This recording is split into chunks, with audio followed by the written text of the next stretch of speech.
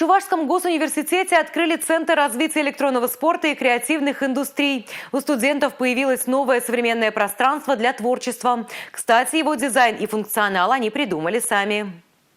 Разрабатывать VR-проекты, создавать цифровой контент, кинопродукцию, мультипликационные фильмы, сериалы, IT-приложения, технологии виртуальной и дополнительной реальности, разрабатывать компьютерные игры. Всем этим можно будет заниматься в центре. Такое многофункциональное пространство появилось на базе киберклуба ЧУВГУ. 5 лет назад клуб организовали сами студенты. Теперь у него появилось собственное помещение с современным техническим наполнением. Здесь планируется проводить лекции, мастер-классы и прямые эфиры, а также тренировать сборные по киберспорту, проводить соревнования, а еще записывать подкасты, обрабатывать фото и видеоматериалы, проводить прямые эфиры соревнований по киберспорту. Торжественное открытие центра стартовало не с разрезания красной ленточки, а матчами сборной ЧУВГУ в прямом эфире по Dota 2 с командой Донецкого национального технического университета.